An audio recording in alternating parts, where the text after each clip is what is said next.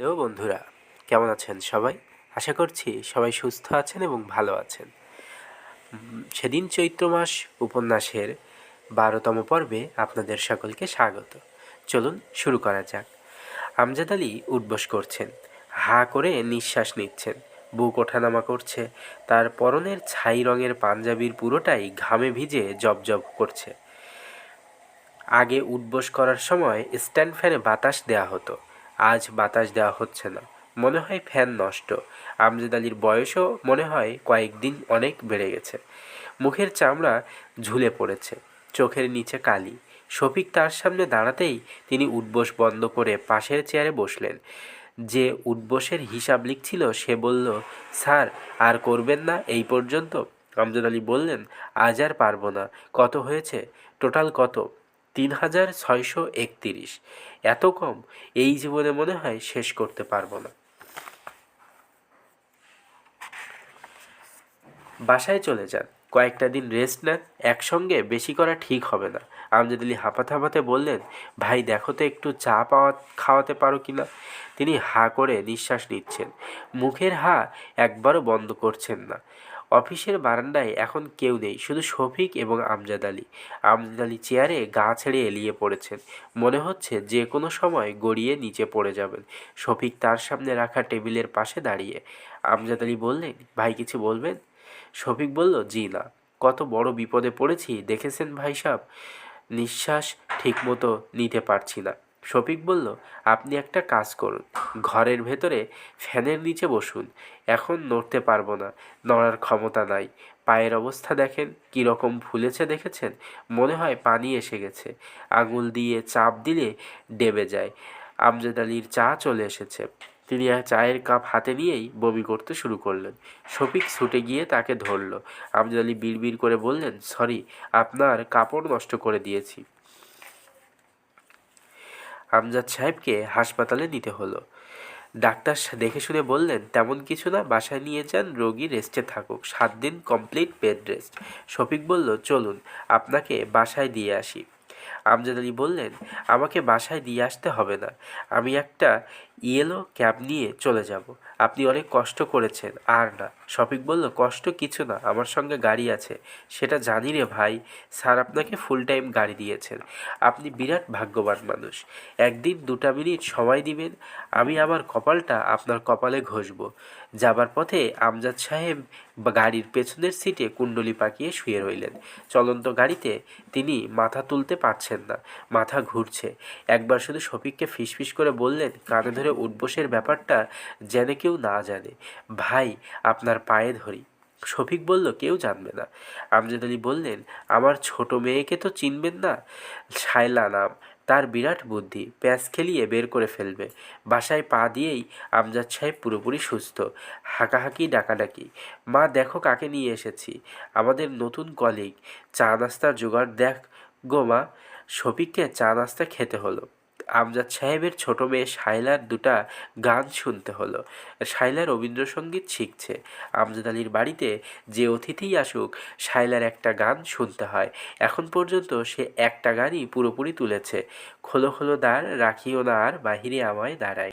আমজাদ আলী আগ্রহ নিয়ে জিজ্ঞেস করলেন, আমার মেয়ের গলার কেমন আপনার কাছে লাগলো? শফিক বলল, খুবই সুন্দর গলা। তা আজ তবলা ছাড়া শুনেছেন, তবলা দিয়ে শুনলে আরও ভালো লাগবে। আরেকদিন যদি আসেন তবলা দিয়ে শোনার ব্যবস্থা করব। আসবো একদিন। আমজাদ আলী মেয়ের দিকে তাকিয়ে আনন্দিত গলায় বললেন, মাগো তোমার এই গান আরেকবার শোনাও।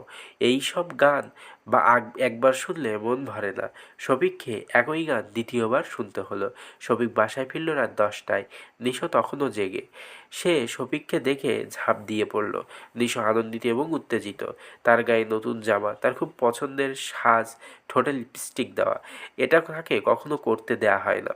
বিশেষ বিশেষ উৎসবে এই সুযোগটা সে পায়, আজ পেয়েছে। ইচ্ছা মতো ঠোঁটে লিপস্টিক ঘষেছে। নিশা বলল, বাবা, আজ বাসায় পোলাও রান্না হয়েছে। হঠাৎ পোলাও কেন? আজ মার জন্মদিন। ও আচ্ছা, তাই তো। মীরার জন্মদিনের তারিখটা শফিকের কখনো মনে থাকে না। বড় সাহেবের মতো তার যদি কয়েকজন পার্সোনাল ম্যানেজার থাকতো, তাহলে এক একজনের উপর দায়িত্ব থাকতো জন্মদিন, বিবাহবার্ষিকী, মেয়ের জন্মদিন এইসব মনে করিয়ে দেওয়ার। একজনের উপরে দায়িত্ব থাকতো কি উৎসব বিবেচনা করে উপহার কিনে আনার। আর একজন থাকতো ফুড ম্যানেজার, সে উপলক্ষ বিবেচনা করে খাবার দাবারের ব্যবস্থা করবে। মীরা সুন্দর করে সেজেছে, চোখে কাজল দিয়েছে। কাজল নামের কালো রং কি করে চোখ এত সুন্দর করে কে জানে। মেয়েরা উৎসব উপলক্ষে নতুন শাড়ি পরতে পছন্দ করে। বেচারি একটা পুরনো শাড়ি পরেছে। জন্মদিনের কথা শফিকের কিছুই মনে নেই। মনে থাকলে একটা সুতির শাড়ি সে অবশ্যই কিনতো। একটা শাড়ি, কিছু ফুল। মীরা বলল, গোসল করার আগে কি তোমাকে চা দেব, না গোসল করে চা খাবে? আগে গোসল করব। আমার জন্মদিনের কথা তুমি ভুলে গেছো, তাই না? না, ভুলিনি। কেন মিথ্যা কথা বলো? ভুলে গেছো সেটা স্বীকার করলেই হয়। আমার জন্মদিন এমন কোনো বিরাট ব্যাপার না যে তোমাকে মনে রাখতে হবে। ঝগড়া শুরু করে দিলে? ঝগড়া শুরু করব কেন? তুমি যে মিথ্যা কথা বলছো এটা শুধু ধরিয়ে দিলাম। তোমার যদি জন্মদিনটা মনে থাকতো, আর কিছু না আনো আর না আনো, কিছু ফুল আনতে। ফুল আনলেই ভালোবাসা প্রমাণ হয়? ফুল আনলে প্রমাণ হয় যে তারিখটা তোমার মনে আছে। তোমার জন্ম তারিখটা খোদাই করে আমার কপালে লিখে দাও, তাহলে আর ভুলবো না। যতবার আয়নার দিকে তাকাবো ততবার তোমার জন্ম তারিখ মনে পড়বে। এখন তুমি ঝগড়া শুরু করেছো। যাও গোসল করে আসো। আজকের দিনটা চিৎকার চেঁচামেচি করে পার করো না, প্লিজ, হাত জোর করছি। শফিক গোসল করছে। মা মেয়ে দুজনেই বারান্দায় চেয়ারে বসে আছে। আজ বৃষ্টি নেই, বৃষ্টির পানির ধারা স্রোত নেই, কিন্তু শফিক গোসলের সময় এমন ভাব করছে যেন তার মাথায় বৃষ্টির পানি পড়ছে। মীরা ব্যাপারটা আগ্রহ নিয়ে দেখছে। এই অদ্ভুত কাণ্ড শফিক আগেও কয়েকবার করেছে। কাজটা সে নিশ্চয়ই চিন্তা ভাবনা করে করছে না। সে কি কোনো ঘোরের মধ্যে আছে? দিশা বলল, বাবা, আজ পোলাওয়ের সঙ্গে কি রান্না হয়েছে বলো তো? শফিক বলল, জানি না, আন্দাজু করো। আন্দাজু করতে পারছি না। আন্দাজকে নিশো আন্দাজু বলে। চেষ্টা করো। চেষ্টা করতে পারছি না। বিরক্ত করো না তো নিশো। মীরা বলল, আমার রাগটা তুমি মেয়ের উপর দেখাচ্ছ কেন? তোমার সমস্যা কি? শফিক কঠিন কিছু বলতে যাচ্ছিল, বলল না, নিজেকে সামলে নিল। এখন সে চোখ বন্ধ করে এমনভাবে মাথা নাড়ছে যেন মাথার উপর বৃষ্টির পানি পড়ছে। মীরা বলল, বৃষ্টির মধ্যে তুমি যখন গোসল করো তখন চা খেতে পছন্দ করে, এনে দেবো এক কাপ? দাও, চা খেয়ে মেজাজ ঠান্ডা করো প্লিজ। মীরা চা আনতে গেল। নিশা বলল, বাবা, এখন আন্দাজু করো পোলাওয়ের সঙ্গে কি রান্না হয়েছে। হরিণের মাংসের কাবাব, ময়ূরের রোস্ট। হয়নি? তাহলে মনে হয় হাতির মাংসের রেজালা, ঘোড়ার মাংসের কোরমা। বাবা, তুমি আমার সঙ্গে ঠাট্টা করছো? ভালো হবে না বলছি। আমিও কিন্তু মার মতো রাগ করব। শফিক হেসে ফেলল। মীরার উপর যে রাগ তৈরি হয়েছিল এখন আর তা নেই। হেসে ফেলায় সব শেষ। এখন শফিকের ইচ্ছা করছে মীরাকে সত্যি কথাটা বলতে।